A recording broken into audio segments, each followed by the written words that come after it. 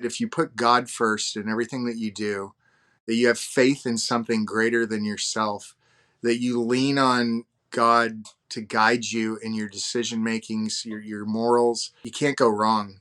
Get ready to tune in to stories of average men striving for greatness, to become the leaders that are needed in their homes, in their career, and their communities. This is the Brotherhood of Fatherhood podcast. Hey, what's up, everybody? Super excited to have Tim Cruickshank with us. Tim is the founder and owner of Bonefrog Coffee, and I just found out Bonefrog Cellars, which we're going to talk about. And if you were at the big event, you drank Bonefrog Coffee the entire time. And if you're me, you drink Bonefrog Coffee every day. My very new favorite coffee. I absolutely love it.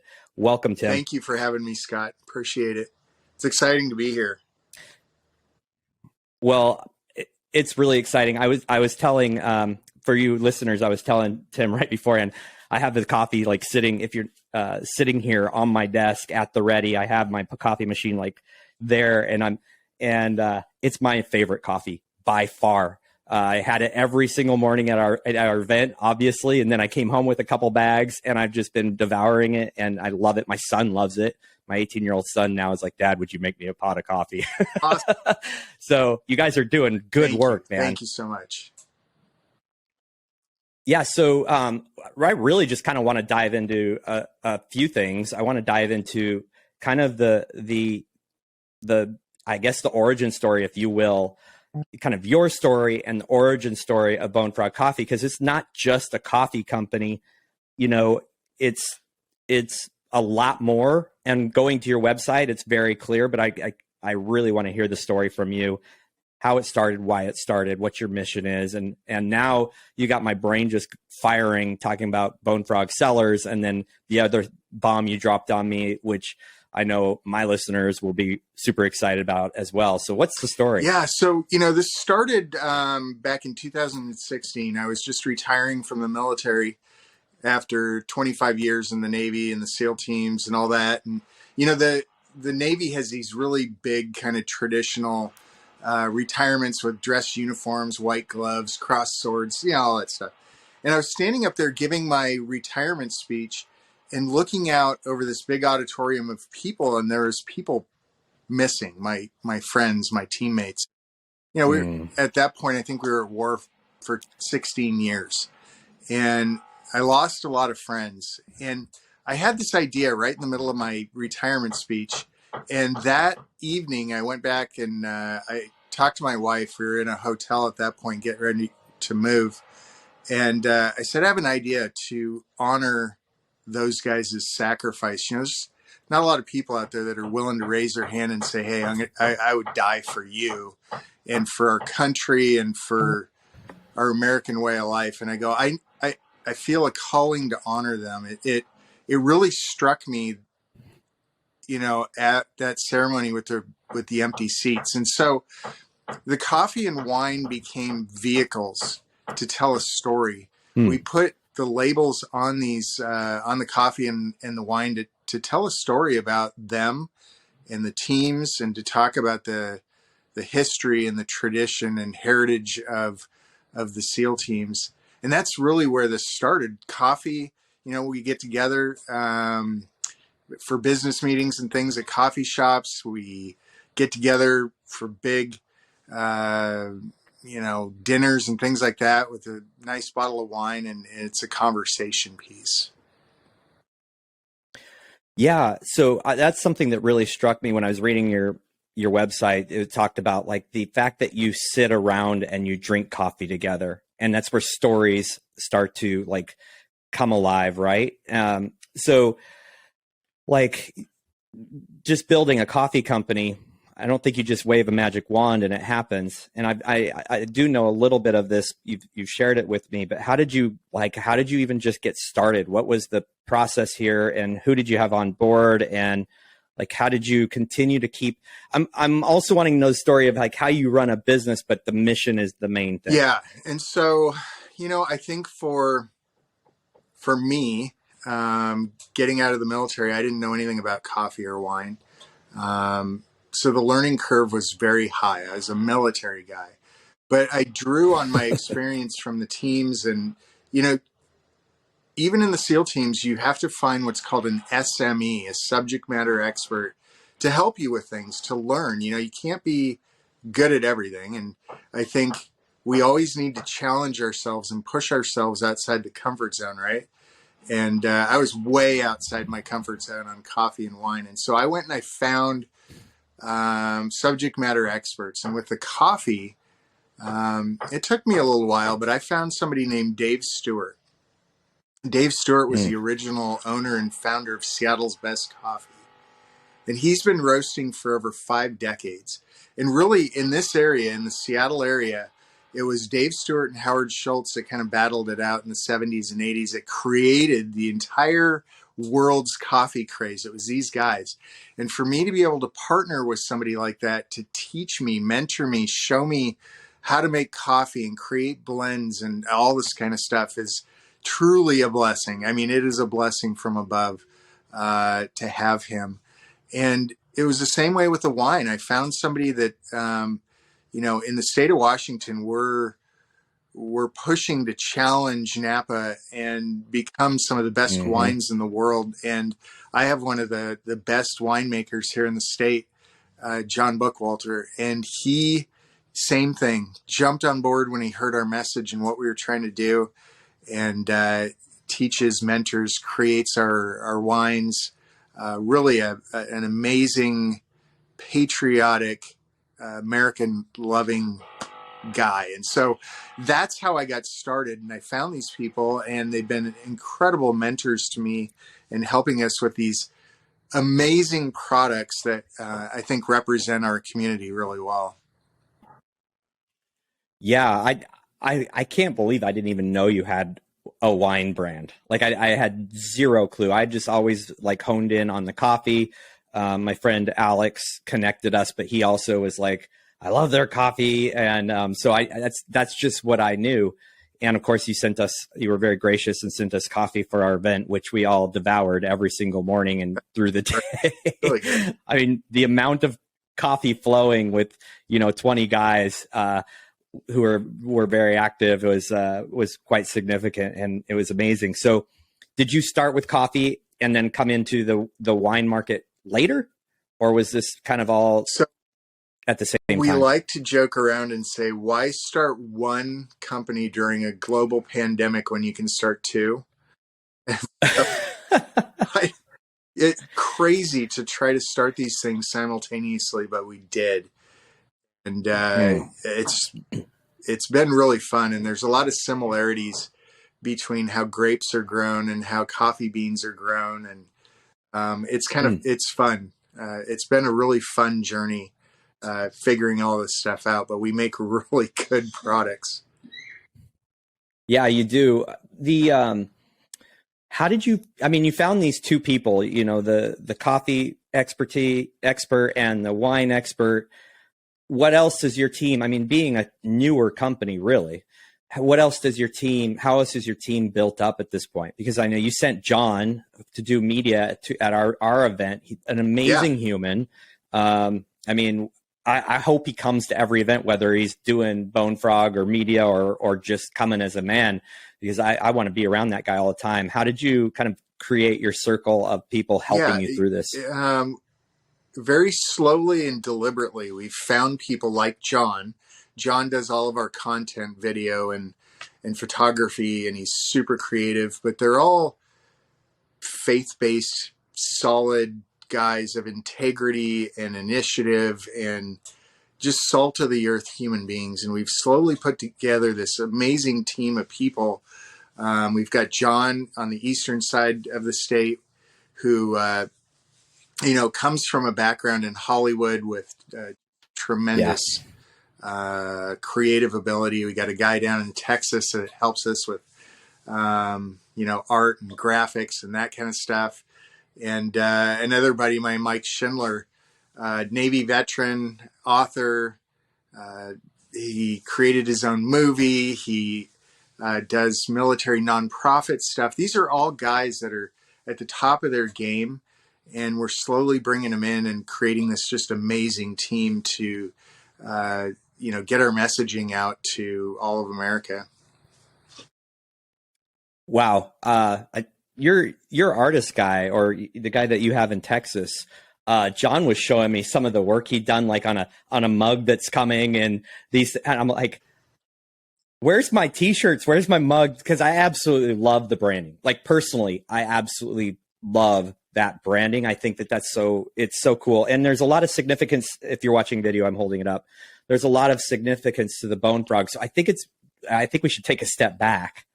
And if you just explain what Bonefrog means, just so that the listeners kind of have that as a baseline. I appreciate that. So when you look at the SEAL teams in general, we take our genesis from the frogmen of the Navy, the old UDTs, the underwater demolition teams from World War II, 1942. Those guys cleared the beaches for the invasions in Normandy in the South Pacific. And I like to joke around that, the Marines say they're first ashore, but the UDTs were there first, clearing the way for them and welcoming them to the beach. As we moved forward into the early 90s, a friend of mine, Keith Kimura, drew the original Bonefrog. He was an 18 Delta medic as well. And when he passed away, the Bonefrog became this iconic symbol in the SEAL teams that represented those that gave their lives. It really is an iconic symbol in the SEAL teams. And I want to share that with all of America. I want people to see it and go, right on, man. I get that. I understand that. It has deep meaning, and honors sacrifice, and it truly creates legacies. And I had this idea in my head, warriors thousands of years ago, they would sit around a campfire or a dinner table, and they would talk, and they would tell the stories over and over and over again of these great warriors and epic battles and that kind of stuff. And that's how history was made. That's what our labels do on our coffee bags and our wine. It's a striking image. People see it. They don't know what it is, and they ask. And that starts the conversation so we can talk about it. And we put it on shirts and hats and mugs and things like that. So it gets out there, people see it, and we talk about those stories. That's how this all started. And I think you're seeing the Bonefrog more and more. I redrew Keith's image. I put the trident in the pelvis. I reshaped the head like a Navy anchor. And I tried to put, more detail into it and make it my own, but still to share it with all of America. So, the thought behind it is the same. Yeah. It's the branding is really, really striking. I'm a brand nerd. I love it when a company kind of does this thing, and it just, I've stared at multiple. I have like the Sons of Valor one, and it's a totally different image on the front. And I know Alex, my buddy who did the event with me, has like 3 different ones, and they're really cool. The Bonefrog. So it's not just, this was a guy you knew, but it's nationally known now. I went and researched like what is Bonefrog a couple months ago, and it just popped right up. Boom, Wikipedia. Yeah. There it is. So it does have a significant, meaning, of course, but people are recognizing it, which is really cool.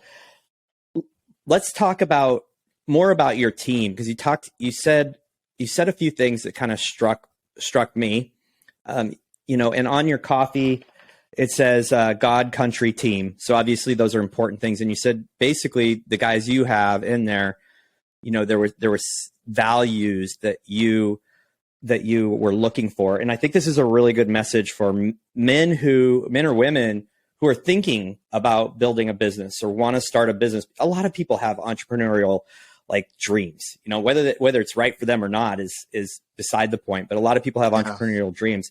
I want to focus in on that vision and the values. And can you talk a little bit more about that? Yeah, I wear those core values on my sleeve. I put it right out there for everybody to see. And I think that if you put God first in everything that you do, that you have faith in something greater than yourself, that you lean on God to guide you in your decision makings, your morals, You can't go wrong. I put country on there because it's really, really important for me. And I fought for my country, and so do a lot of other Americans out there. And, freedom is just one generation away. It's super important. And we are really, truly the guiding light in the world because of who we are as Americans. And team I put on there because team encompasses everything. It's your family, your neighbors, your community, your church, whatever it is for you, for your inner circle. Those are the three things that mean the most to me. And I put them right on the bag so everybody can see it. I just had a guest on, Aaron Guyette, who was at the event, and he presented on rites of passage. And he's built out an entire rites of passage curriculum for his kids, and he's sharing it with other men, other families. It's phenomenal. And it talks about, he talked about a foundation of some sort of belief system. And I can't quite remember the way that he said it, but I mean, and you're basically saying the same thing. Your very firm foundation is God, and then country. And I've said this from the very start of the podcast, I'm not going to push my religion and my belief, but I'm not going to be shy about it. And, a lot of guys are like, well, how do you put God before your family? Well, when you do things in the right order, everything just works. It balances out. I put my wife before my kids. It's God, my wife, my kids. And, but she came first. And if I serve her, I'm serving them. And I know if the way I see it, if I'm serving God, I'm serving my wife and my kids, and I'm serving my community. Do you have that similar mindset, or is yours a little different? No, it's absolutely the same mindset. God created us. It's the most important thing in my life. And, I put God first in everything. So had you been an entrepreneur before starting Bonefrog? No, I served in the military. Okay. That was it. Wow. So let's talk a little bit about that, because it's fun to talk with people who are kind of newer in that area, because it's fresh. I've been an entrepreneur for years, so for me it's just an old hat. But there's a lot of guys reach out to me and it's like, I really want to step away. I really want to do something. I've always dreamed of doing X. And let's talk about that a little bit. I mean, your process, how scary it was, which I'm sure it was. There's a lot of inherent risk. But yeah, do you have any stories or things you learned through that process that you think could glean some wisdom into other men's lives? I will say, if you want to become an entrepreneur, do it. You can do it. If I can do it, you can do it. So just put yourself out there and put the work into it. It's scary. You're putting everything on the line, and I take the responsibility of me feeding my family and keeping a roof over our heads as my highest priority. And failure is not an option. And so, there's times when I'm down at the office filling orders at 2 a.m. Because I can't sleep, and it's got to get done, and somebody's got to do it. And so I just do it. And there's a lot of things that you just need to figure out and put in the work, take the initiative, and just figure it out and talk to the right people. Like I said, find those subject matter experts in your area that can help you out. There's a lot of people that like to pass it forward, so to speak. And, they'll reach a hand out and, and help you with whatever you need. Starting your own business is exceedingly difficult, but not undoable. You just need to put in the time to figure out how to do things on your own. And then the team grows around you, and it just happens. And when you figure things out and your business starts growing, there is nothing more rewarding, because you are working now for yourself, helping to put food on the table for your own family. And it's one of the more rewarding things I've ever done. Yeah, it's rewarding. I mean, there's massive ups and downs in owning a business. Yeah. I mean, I'm going through the biggest roller coaster right now. it's just scary as heck. It's just been insane, right? Like one minute I feel like I'm on top of the world. Next minute I'm like, man, I could lose everything tomorrow. But I think it's such a parallel to the way we operate in life. I mean, we just have to like take our failures and use those to move forward. We have to take those losses and learn from them, and then do the thing to get back up on that hill and own it again. What's been the biggest struggle, so far in business ownership, in entrepreneurship? That's a good question. Logistics, supply, managing the amount of money that you have to buy things without going overboard, finding that balance of growing the company, reinvesting your money, where you're allocating it for marketing and things like that. It's difficult. And finding the right products at the right price where you're still making a good margin to keep your company going. Shipping is difficult. Oh man, it's like the bane of our existence. Amazon, they offer free shipping, so everybody expects free shipping. And for small businesses, that doesn't exist. So shipping is difficult. The current economy with inflation, the price of goods have gone up 2 times on us right now, and they're going up a 3rd time. So the price of green beans or shipping costs, gas, all those kind of things, you have to manage on a daily basis, and it's a lot of work. The shipping thing, I got to tell you, I have a large amount of Brotherhood of Fatherhood mugs, and they're just a mug. They fit in a 5x5x5 box. And I'm like, I just want my branding out there. So I'm going to sell them for $1 each. So I sold them for $1 each plus shipping. Well, shipping is $8 now in domestic. The cheapest way I could get a mug. It doesn't even, I think it was less than £1. and you this Amazon, like everybody expects free shipping. It's a real problem for e-commerce brands and for people doing shipping any type of hard good. That's got to be insanely difficult. Yeah, because we sell a full pound of coffee. Most companies out there sell 12 ounces. So ours is a full pound. And, when they order 4 pounds or more, we had done $8.45 flat rate shipping. When we're getting into zones 5, 6, 7, Midwest, East Coast, because we're shipping from the West Coast, those shipments would get up into the $12 and $14. And so I was losing money on every shipment, and I needed to find a way to figure that out. Bigger corporations can absorb those costs, but the smaller startups, it's a struggle to figure. Yeah. And it seems like the prices just keep bouncing up and up. I just got a notification the other day. They're going up again. I'm like, are you freaking kidding me? It's already sky high. Because gas prices are going up. Yeah. Yep.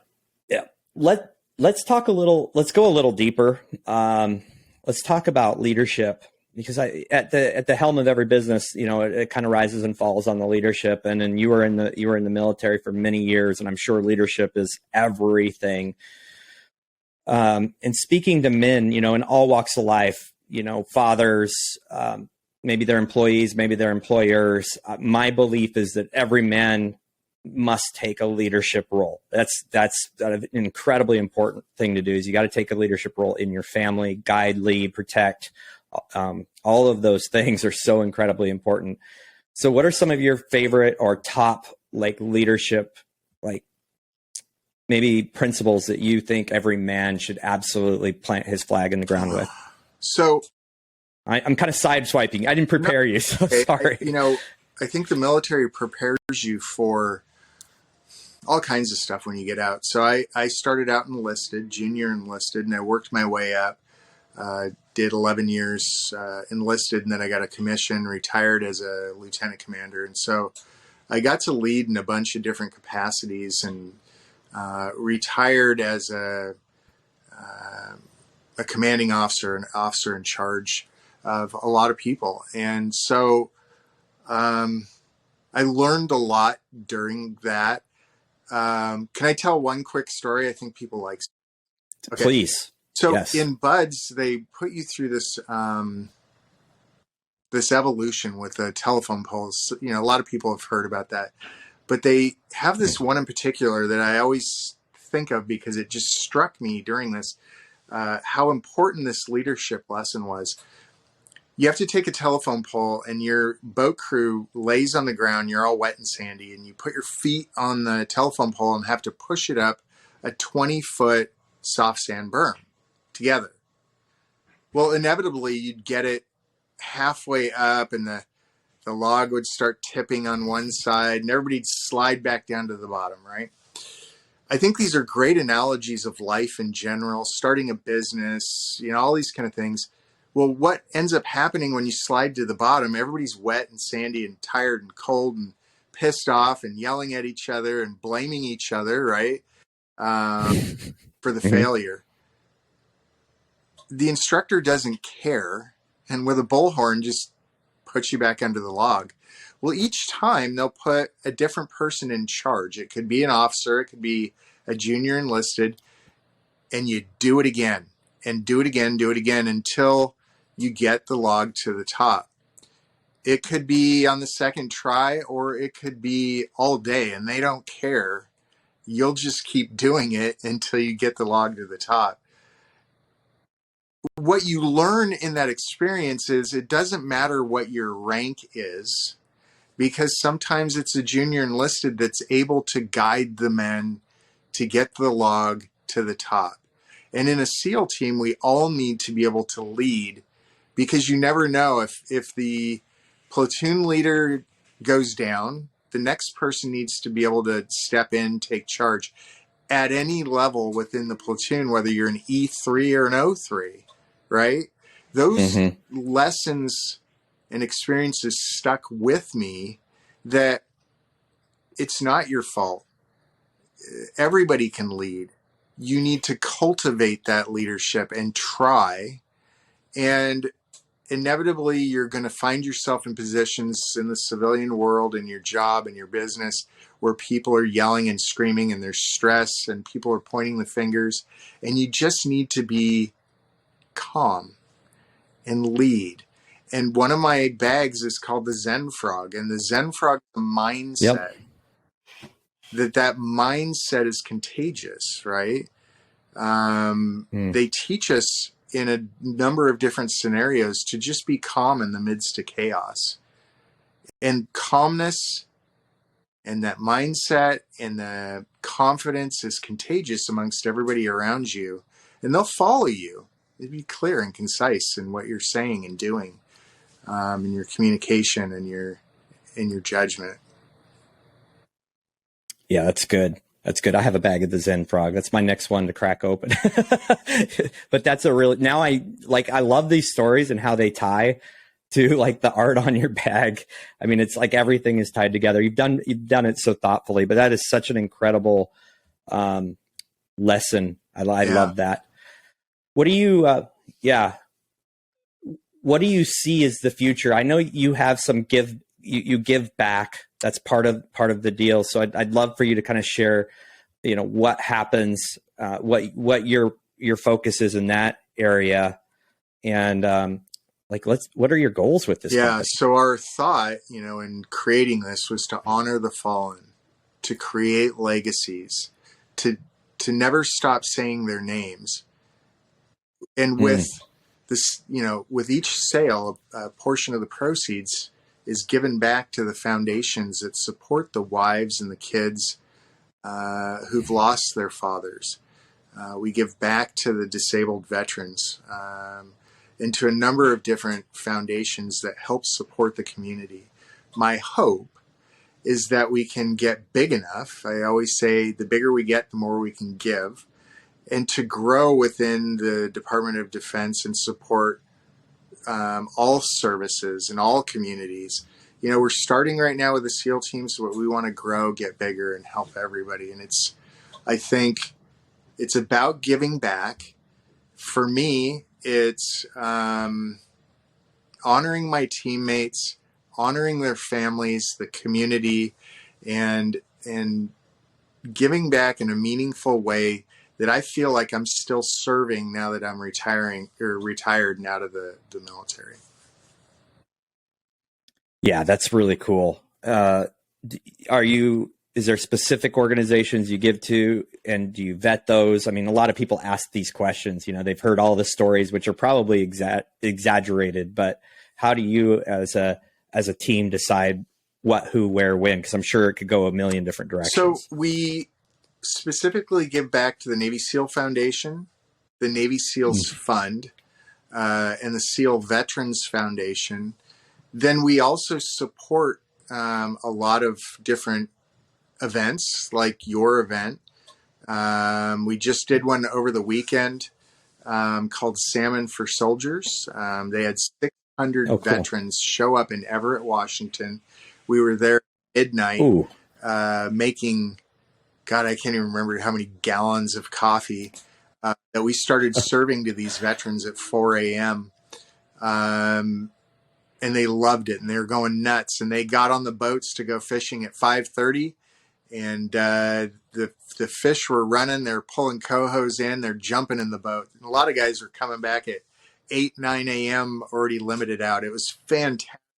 Ended up the day with barbecue and music and an auction and raffle. It was great. We do stuff like that all the time. From construction to disconnection, it's just the way we roll in podcast land. There's always things going on. It seems like the delivery guy always comes when I'm recording. It's just the way it happens. So why then? Why? Because we're not a military organization. Why Brotherhood of Fatherhood? Why? I mean, that I asked this question. Like, it was so generous what you guys did. I mean, hundreds and hundreds and hundreds of dollars worth of coffee. Every guy went home with coffee. We had coffee the event. You sent somebody out. I'm sure that cost you a pretty penny. Like, why would you do that? I love what you guys are doing. I love what you stand for. I support that. And I think it's important for you guys to take men out and have that camaraderie and brotherhood. We do the same thing here, men's group that we all get together. And guys don't realize how important it is to find that kinship and the camaraderie, and just to be able to take some time, whether it's hiking in the woods and sitting around a fire and drinking coffee and sharing experiences. Those kind of things are meaningful and they matter in guys' lives. And that's why I supported you. I think it's really important what you guys are doing. Yeah. There's something magical about a big fire and men sitting around it. It's just one of those things that just kind of cracks open a new layer of sharing. Well, there was a lot of other pieces at play, but that really was the takeaway from this. Is our very first event, and the guys are like, I just was able to drop my social armor and be surrounded by men who all were there because they want to be better. Yeah. And they want to have a tight circle. They want to have accountability. They want to grow. And that fires me up, being around men who want to do something. I have a longstanding friend who lives in your area. His name's Jeff Fisher. And I know really well. Yeah. Yeah. I'm like talking. He's like, I see Bonefrog on your event. I'm like, yeah, man, they're totally awesome. And he's like, well, I know Tim. Yeah. He was so excited because he's working on some men's things as well. And it's such a small world. And he was jacked up sideways, excited that you were a part of what I was doing. And so I just want to publicly thank you for what you're doing for not only our community, but for, just the cause is incredible. Those families that are left without the husband, the dad, or the guys that come home and their lives are completely changed because they put themselves on the line so that we can live with our freedom. It's so easily forgotten. It's crazy how easily forgotten it is. And I just But we I'm talk about not leaving, no man left behind, right? mhm, What does that mean? It's not just on the battlefield. right. It it's eternal. And for me, I take that very seriously that, we bring our teammate's body home, but then what? He's got a family, he's got kids. Mhm. They need to be taken care of. And, for us as SEALs, when we say long live the Brotherhood, LLTB, we don't just say that. We really mean it, and we take care of each other, and we take care of the families, and it's important. Yeah. And more people need to hear that and understand that, because it doesn't have to be just, our platoon or our team or whatever, that extends to our neighbors and our community and our church and all that. And that's what you guys are really doing out there, is you're bringing people together, Yeah. guys together. Guys need that. They do. And this brotherhood of ours, some of them are past military, some of them are veterans, some of them are not, like myself. Like, to experience that level, and I don't think it's even, I mean, you guys in battle, I mean, it's probably much deeper, but to get close to that level and understand the growth that happens from that, and the camaraderie, and that brotherhood. The brotherhood name is not something to be taken lightly, and at least from my opinion. It's not, I don't just throw it, "Hey brother," because I think it's a cool way to say somebody, to address a man. I throw it out there because, to me, there's a lot of meaning to it. Like, I will serve you like a brother, and I want more men. And I'm not saying I do it perfectly, but I have a lot of growth to do. But I want more men to take on that mindset of, like, servant leadership, servanthood to their families, servanthood to their communities, servanthood to each other. Yeah. Um, so I want to support you as, like, hardcore as I can. I definitely want you to tell us where we can find out more. I mean, heck, I did research on you and I still didn't know you had a wine brand. And now, oh, you were telling me something you're working on. Are you willing to share that? Well, it's a work in progress. It's a coming soon. And like with the other two companies, it takes a lot of work to set up, but we really want to start a Bone Frog beer, a brewery. We're working on it right now. So I would say coming soon. That's awesome. Yeah. We'll just let that out, that it's eventually going to happen. But we need more time to work on it and get everything squared away. Yeah, not, I mean, the fact that you launch coffee and wine at the same time is kind of a big deal in and of itself. Where, like, I want people to order, where do they go? What do they search? I mean, you talked about Amazon, but I'm guessing ordering from your site is the way to go. I don't even know if you're on Amazon. I'd order No. straight from you.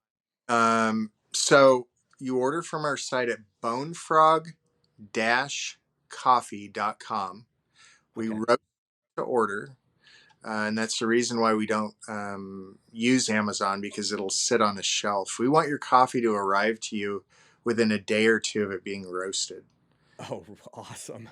Yeah, and that's why people love it so much. And the coffee specifically, um, has a bold, rich flavor. And the thing about it is it has a smooth aftertaste with no acidic um, flavor to it. So for all those people that get kind of upset stomach and from other coffee companies, it's one really big distinguishing factor of our coffee is it's kind of smooth and not acidic.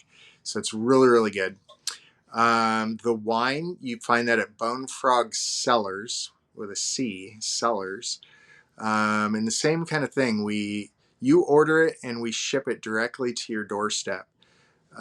If you're out there and maybe you own a restaurant or a company, we do a lot of wholesaling um, for bigger companies. We're in the NHL and we provide to different NHL teams. Oh, Uh, awesome. Yeah, we've got some really cool stuff. So please visit our websites, try us out.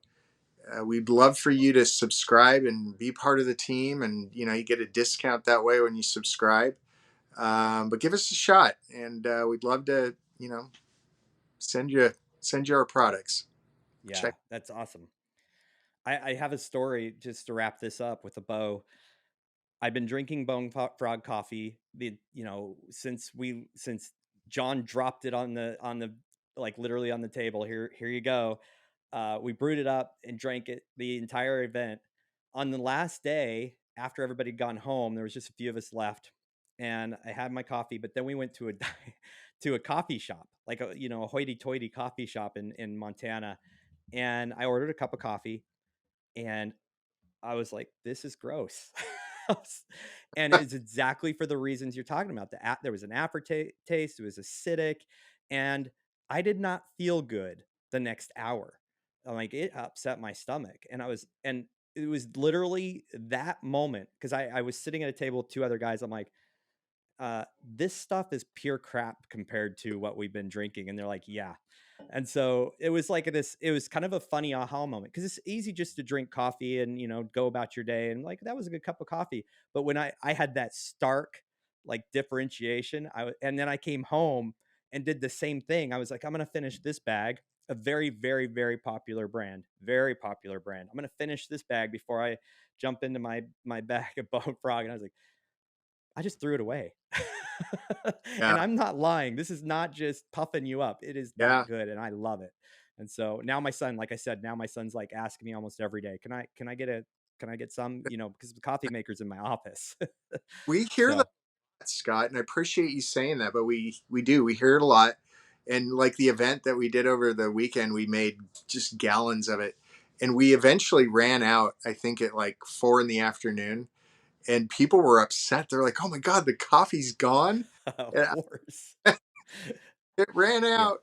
Sorry." That's Boy, that's such a good badge to be able to say on your brand, that that I don't know. It blew me away. I knew the model, the idea, the values, the mission behind it were solid, but when the product is that good, it just puts a massive stamp of, this is going to be amazing. It's just going to continue to grow and grow. And I want to congratulate you for leading an amazing team. The guys that I've talked to so far, we interviewed one of them earlier. And John was at our event. Just been spectacular, and it's been just an amazing experience for Alex and I working on this event together. And all the men that came, that got to drink and go home with your product. And so you're just doing big things. It's well beyond what we're doing, and impacting a very large group. And I really appreciate it. And thank you so much for sharing your story. Thanks for having me, Scott, and allowing me to share this story with all your listeners. I'm really, really grateful. Thank you. Yeah. Thank you.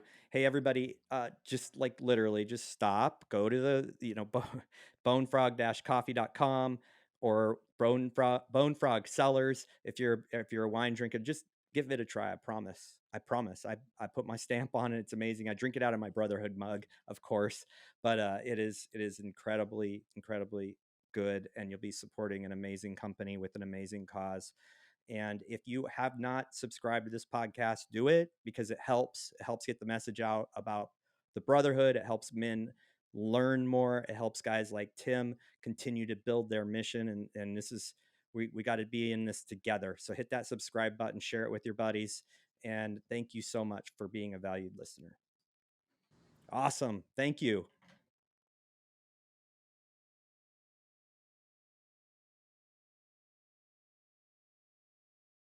Thank you for listening to the Brotherhood of Fatherhood podcast. If you enjoyed the podcast, be sure to share it with your friends, your family, and follow us on social media.